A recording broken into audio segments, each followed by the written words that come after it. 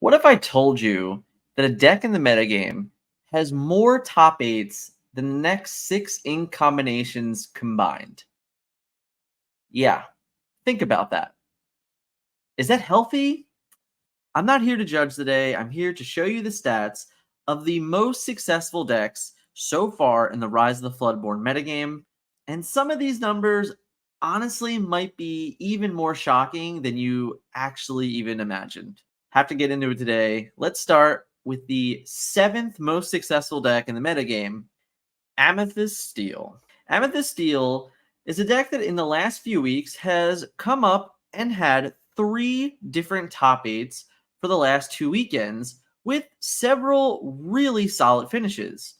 A runner-up finalist in a 1.5K last weekend, a 1K winner this past weekend, and this deck we're looking at here that went 7-1 and finished 9th place overall in the 242 player Lorcana Play Network Pixelborn event. Amethyst Steel is taking everything that you can do from an Amethyst Ruby mindset, but adding in the ability of conditional removal with steel. Having cards like Let the Storm Rage On, Strength of a Raging Fire, and Grab Your Swords, combined with, of course, the one and only Tinkerbell Great Fairy, proves to have enough interaction and removal from the ink combination to really steer off any of the aggressive strategies within the metagame. Adding in with the complete endgame of Beast and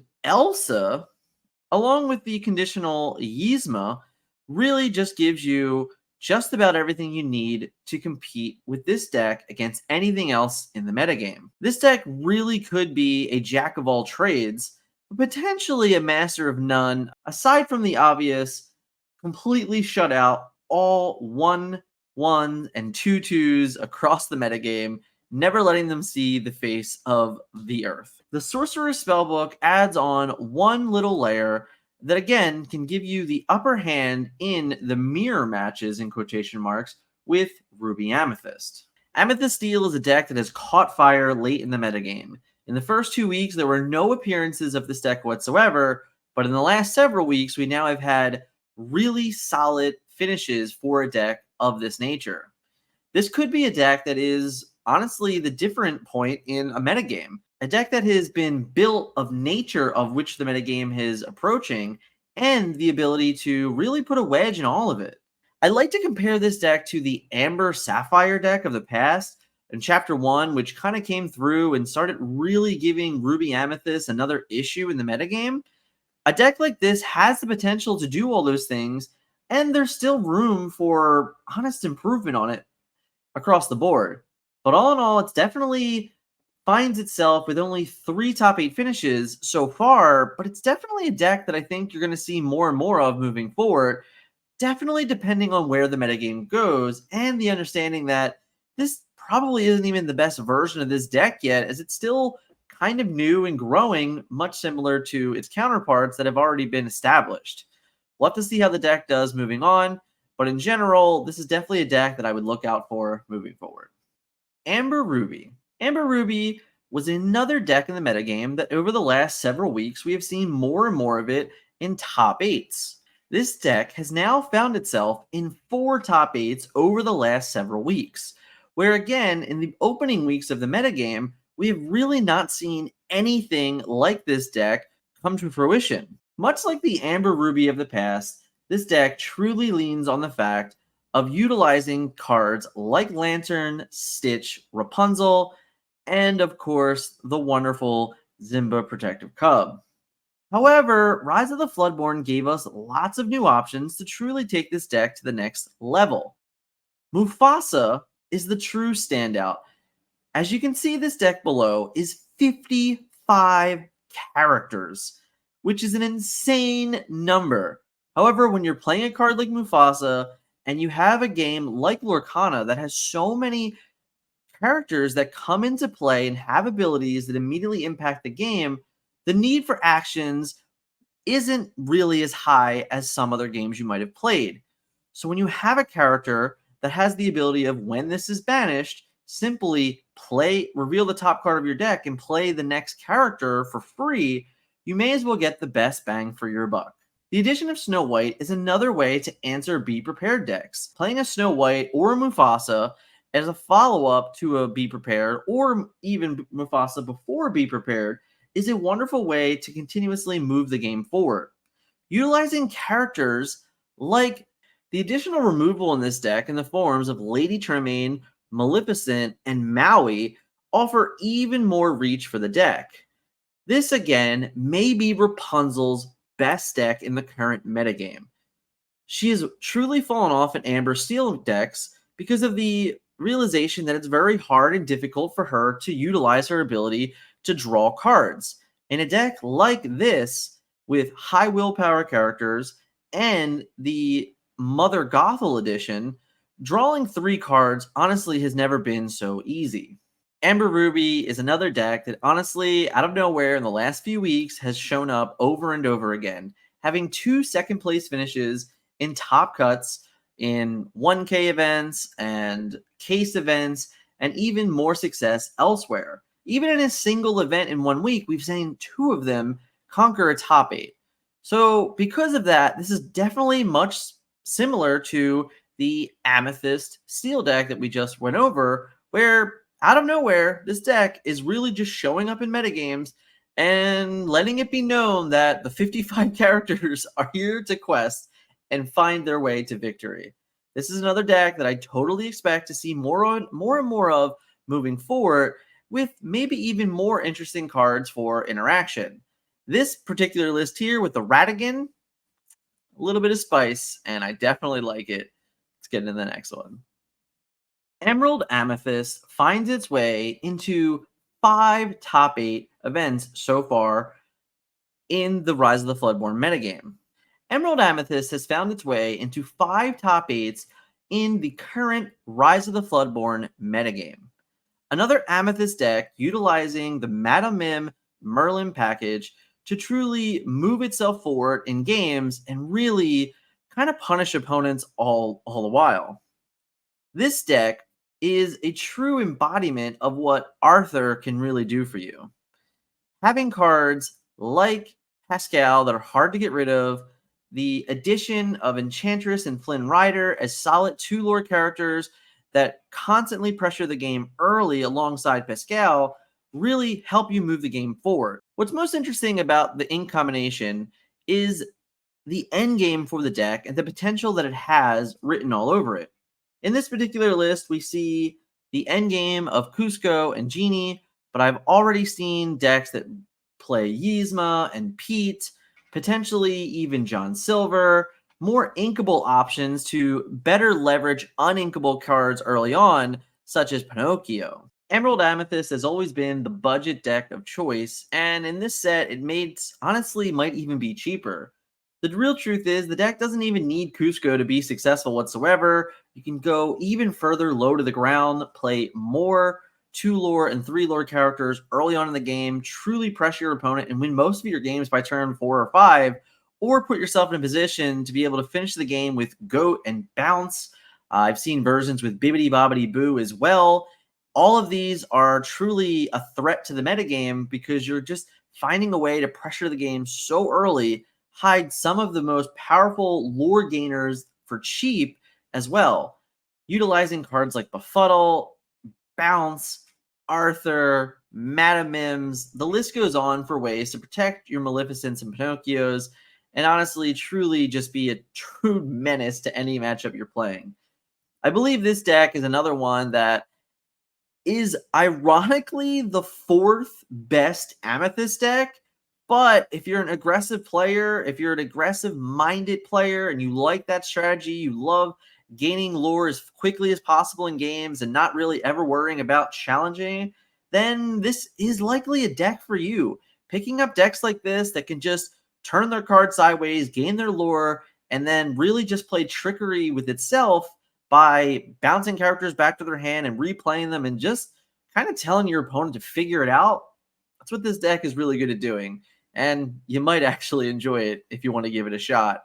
The data in this video is taken from 13 individual events for 105 total decks because we used a tiebreaker to decide what the 7th best deck was. It's crazy to think that we're already this many top 8 decks into the metagame to really even deliver this information to you. What I'd love to know is what you find most frustrating about the metagame so far.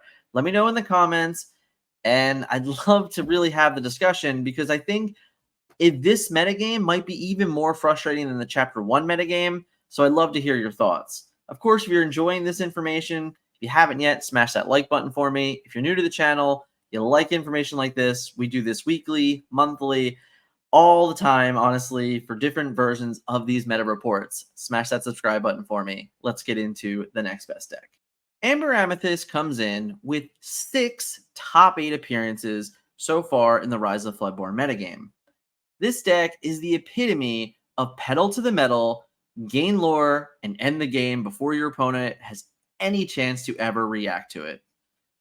Pinocchio, Arthur, the Madam Mims, and Merlins are the perfect combination of cards to truly be low to the ground and gain as much lore as possible, with the addition of Lilo and Maleficent and the wonderful Protective Cub to protect you at all cost.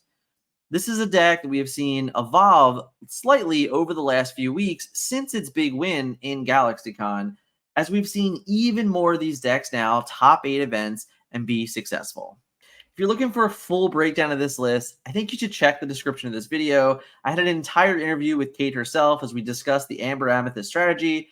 Definitely check out that for more information on this list in the description. Sapphire Ruby was the most talked about deck in the metagame before Rise of the Floodborn was ever even released. Hiram and Popsicle, along with Nick Wilde and friends, truly warped the metagame before it ever began. A card like Hiram went from being a $1 starter deck card to a $15 rare overnight. Nick Wilde, for a period of time, was a $5 uncommon. And Popsicle itself, although there were 3 in the starter deck, still found its way to being $1 at times and a $10 foil. The draw power of this deck truly exceeds any other deck in the game. A turn 1 Popsicle can net you so many additional cards seen in a game that it's honestly unbelievable and really created a metagame within itself, which was probably its biggest own worst enemy. The Popsicle deck has found itself into 6 top 8s in the first month of the Rise of the Floodborn metagame.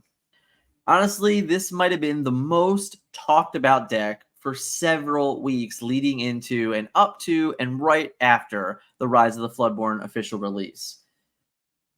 Really, this deck draws a ton of cards and it has the ability to really pressure opponents.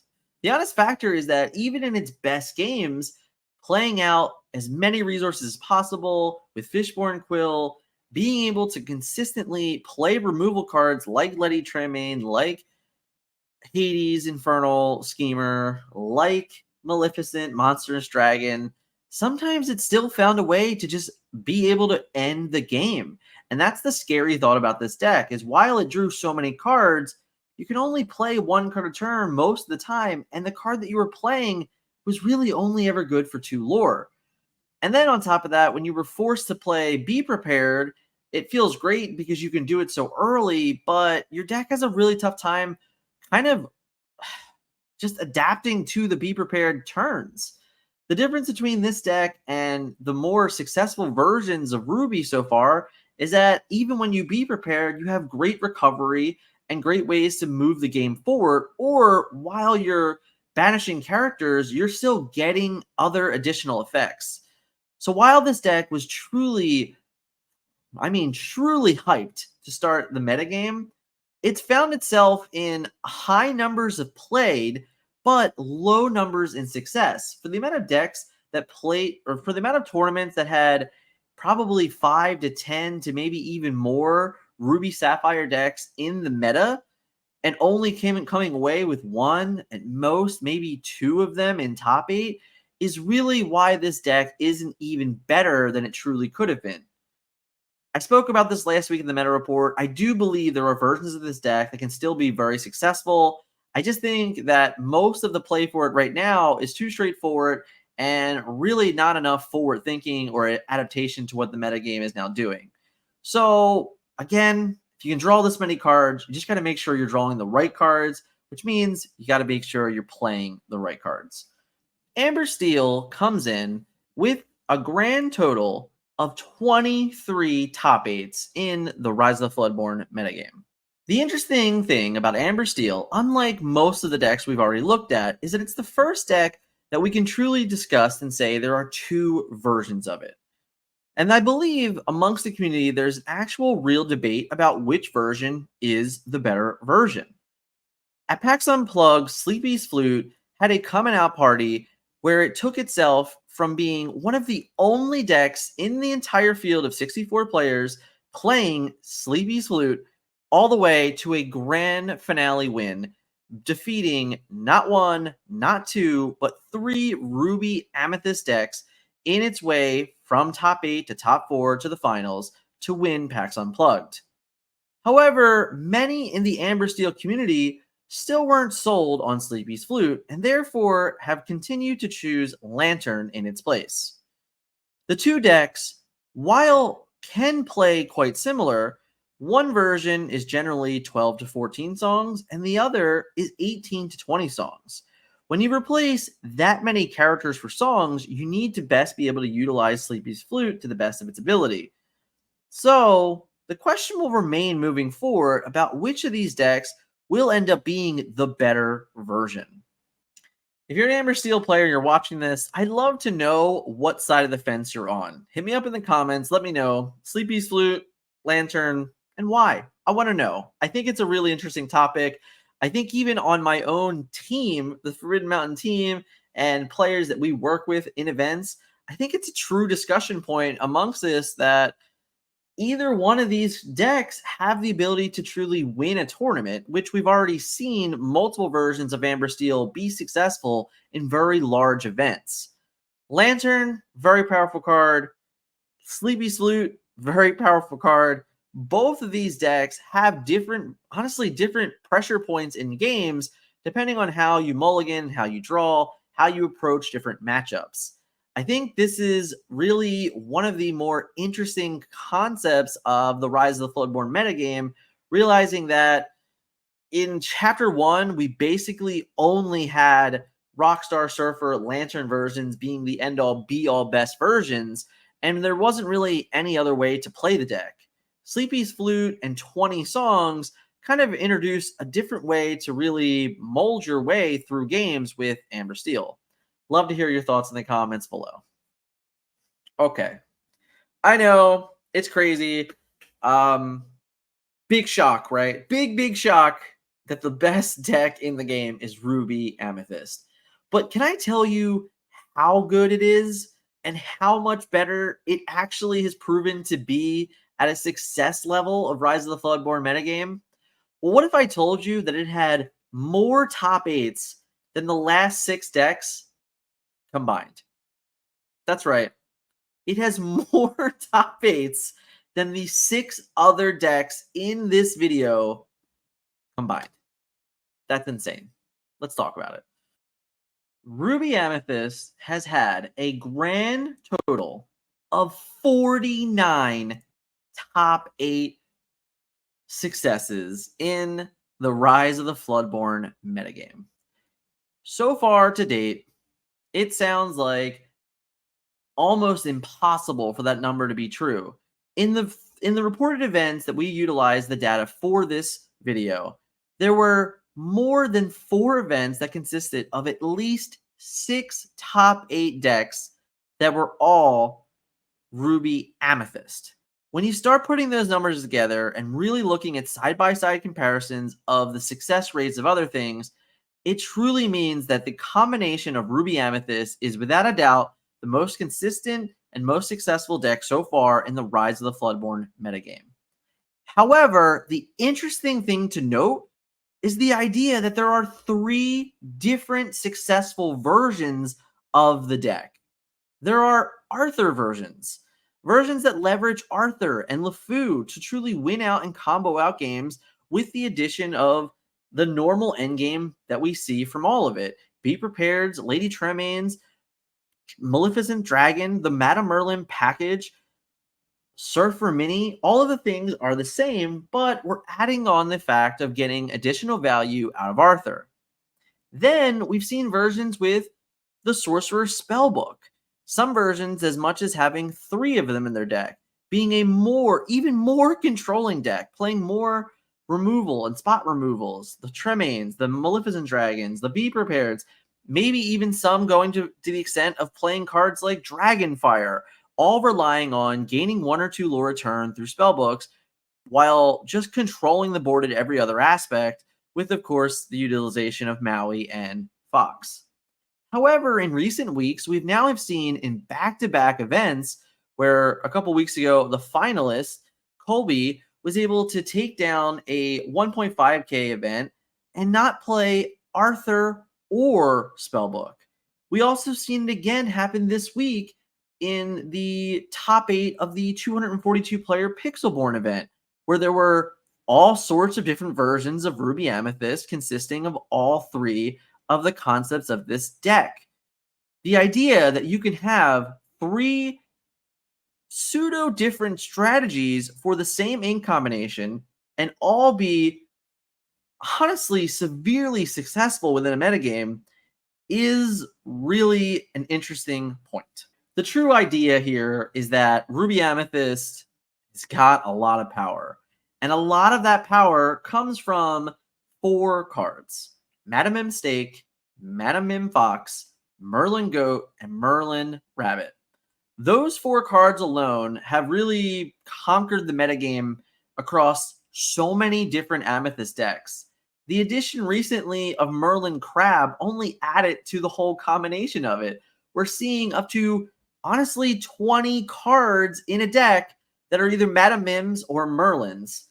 When you start realizing that and just looking at the vast majority of the metagame and realizing I have a card that gains me lore outside of combat, I have a card that gives my characters plus attack, I have a card that when I play it, it draws cards. And then the idea that you can double down on that effect and utilize all those effects when the cards leave play, not when they're banished, not when they go to the inkwell, not when they return. No, when they leave play. So utilizing one within themselves with Madame Mims, with Arthur, with any other route that you want to take, in all honesty, is the idea that Amethyst is running rampant on the metagame in Rise of the Floodborn.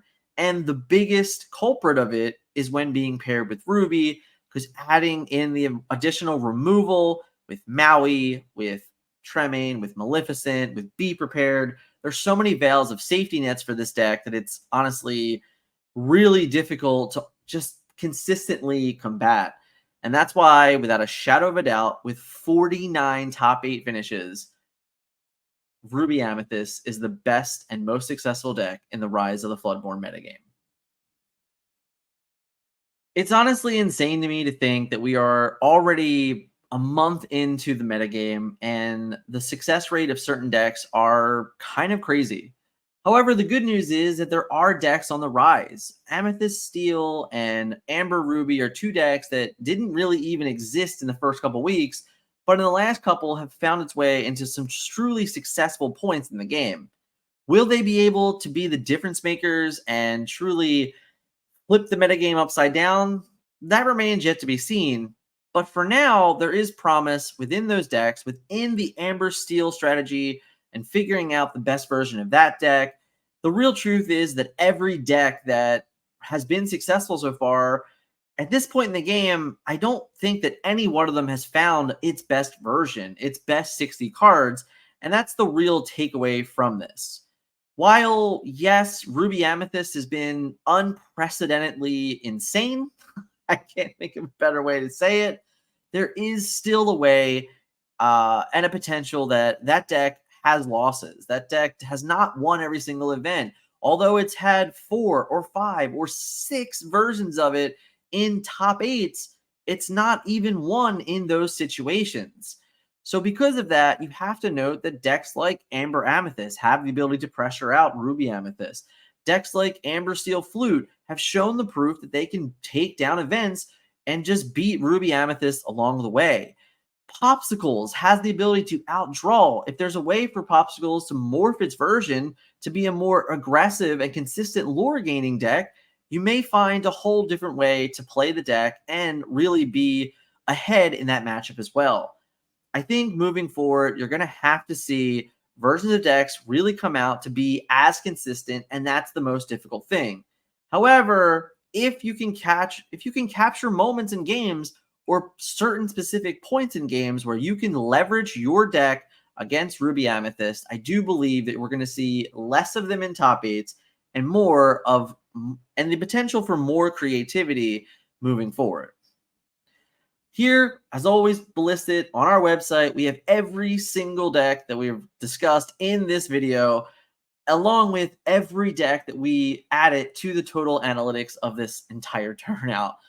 49, man, 49 top eights for Ruby Amethyst, and the next closest is Amber Steel with 23. That's a shocking and astounding number, and it's definitely something we're going to be breaking down on the next podcast. With addition of all this fun reports, I'm going to have a fun video on cards that are most successful as well. And no, I'm not going to be boring and just make it the best 20 cards in the game and 18 of them are Amethyst cards by default. We're going to have a little fun with it. But if you enjoyed this video, please be sure to hit the like button for me. If you haven't yet, check out this video right here because I'm sure it's just as helpful as this one was when breaking down the meta. And last but not least, hit subscribe if you haven't. Thank you guys so much for watching, and we will catch you in the next video.